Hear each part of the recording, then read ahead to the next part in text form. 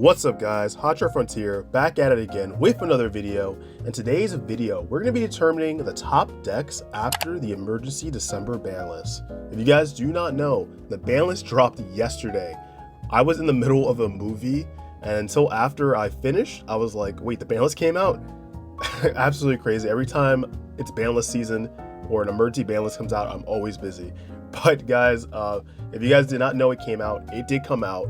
And basically, Konami's telling us we slightly don't like tier limit as much right now, and here are some weapons to basically destroy them in a way.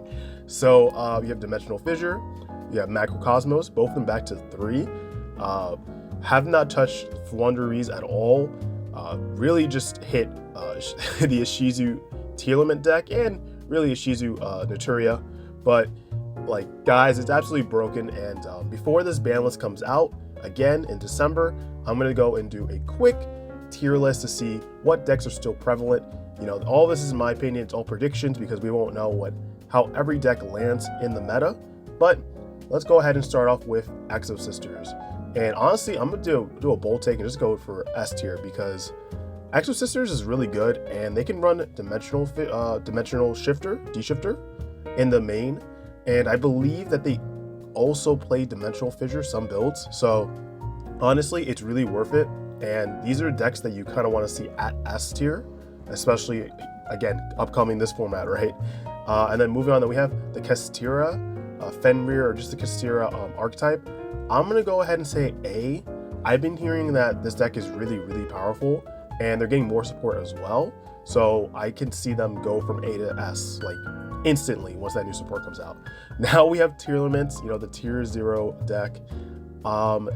We're gonna still put this at S only because the deck is absolutely insane, you know, going like chain link 12 with your opponent. But we won't know like which way tier limits pivot, you know, after this ban list has really taken effect. So they might find a way to actually still be really, really broken. So it's still S tier. If not, it would be A, but in my opinion, I think it's S tier. And again, this is for the Ishizu tier elements, directly, just all tier elements. Then we have the Pirates here. I don't know. We could say they are B tier, only because usually when you run this, you run it with the Adventurer package engine, but I haven't seen many people really playing the engine right now.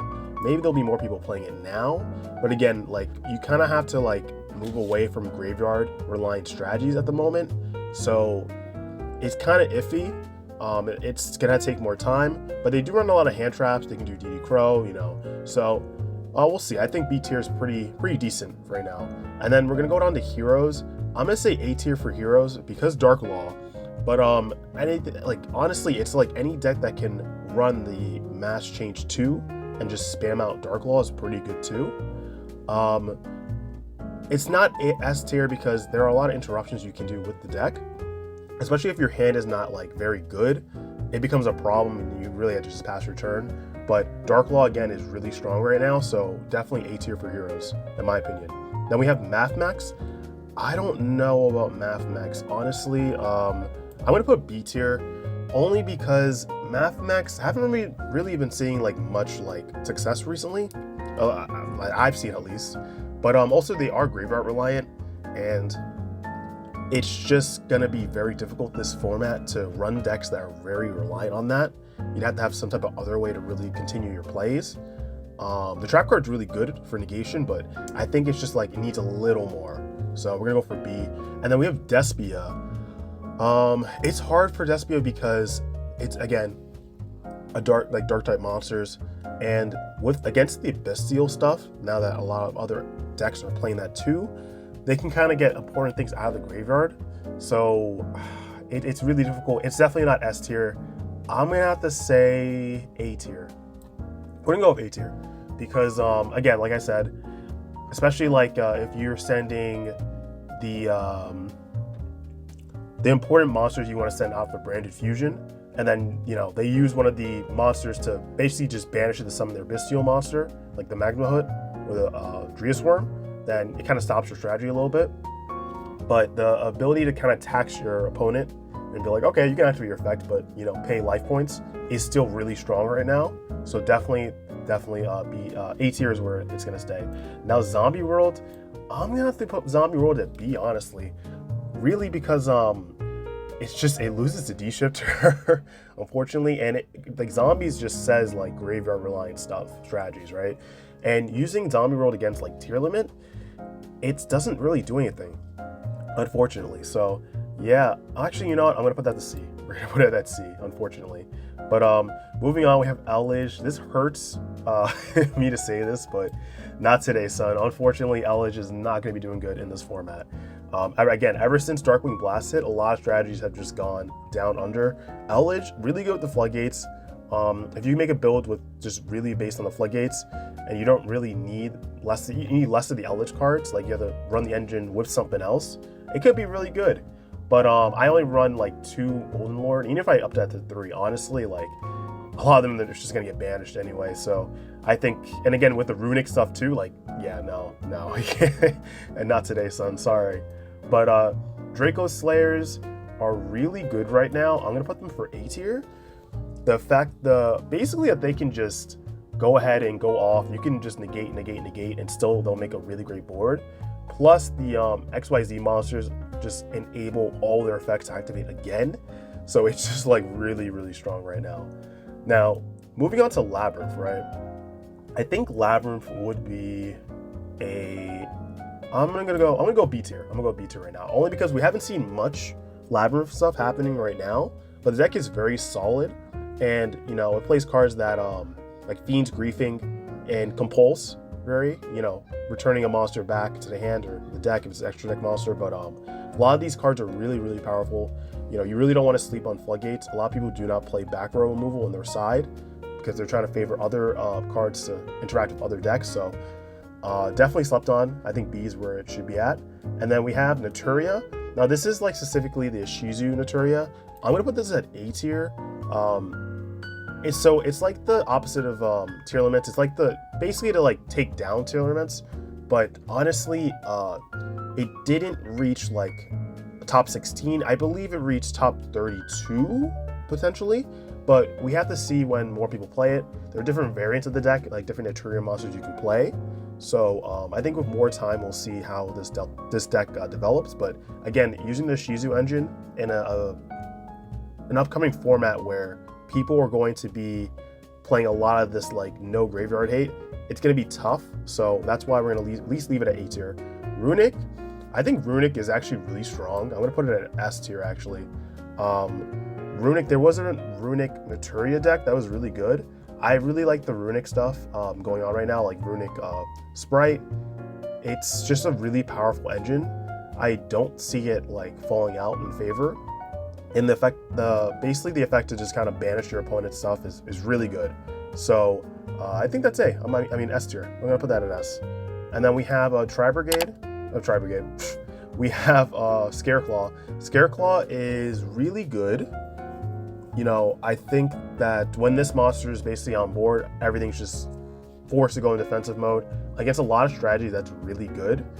I think with more, actually, yeah, we can put it at B tier. I think with more support or like another engine, it can be really, really broken. It's just like right there on the cusp of it. But moving on, we have Dragon Link, and I mean, Dragon Link is really strong right now. They play the Bestial stuff. They can go ahead and place the Blast, the branded Blast, straight from your deck onto the field, and that's a good negation as well. So like, I don't see anything wrong with it. Again, they're playing a lot of the heavy Bestial package, so that's really good against the meta right now. I think A is really solid for where it's at. Now we have Sword Soul. Sword Soul is difficult. I'm gonna say C tier. It's because like Sword Soul has always had the problem with like, if you negate maybe one or two of their things, it's kind of GG in a way.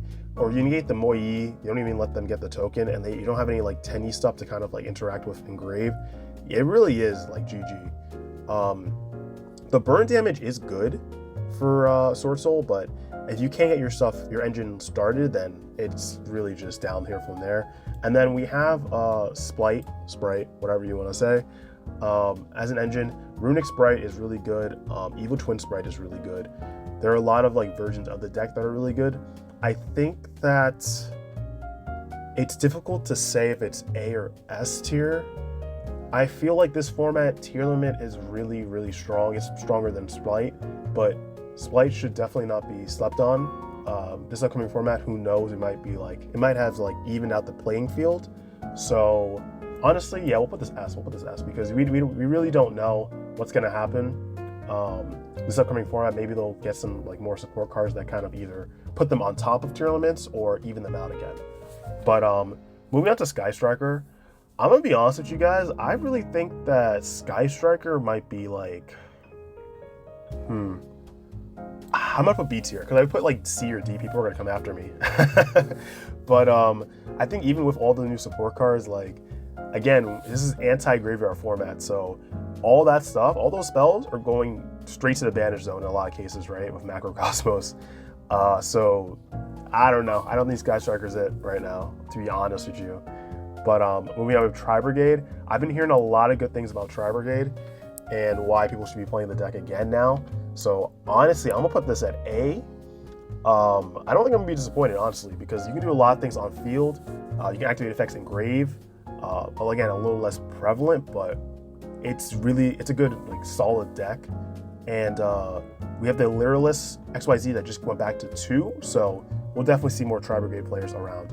Now, we got my boy Graham Maju. I'm actually gonna put that at A tier because again, it's another deck that's like really broken.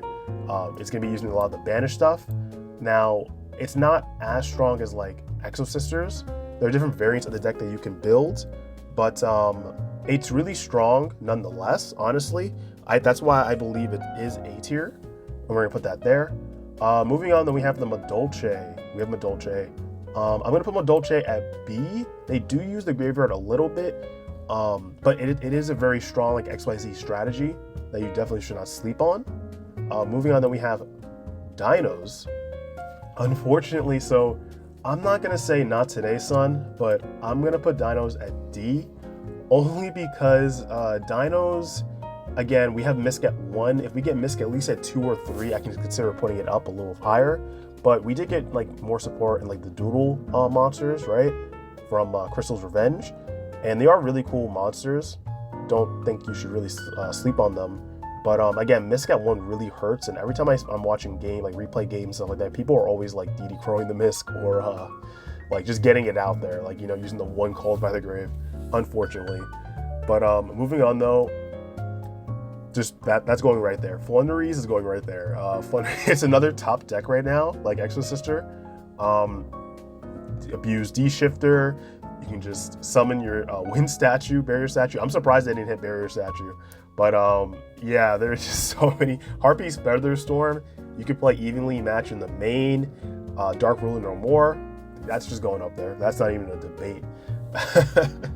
And then Virtual World. I'm going to put Virtual World actually at A, because they do like to spam monsters that say no to like putting cards in the graveyard. And Virtual World is always like slept on, plus it's very cheap to build. So that's why I'm gonna put it at A. But guys, that's it for my tier list, my top decks tier list for the Yu-Gi-Oh! December emergency ban list. If you guys agree with my picks, let me know down below. If you guys think that one deck should be lower or higher, also let me know that as well. Let me know what deck you are going to be playing this format you're considering. And guys, I hope you have a great rest of your day, honestly. If you did like this video, make sure to go ahead and like this video. Comment down below what your favorite deck's gonna be for the upcoming format. And make sure you are subscribed to the channel so you're updated when I make new content. And guys, I hope you have a great rest of your day, and I'll see you in the next one. Peace.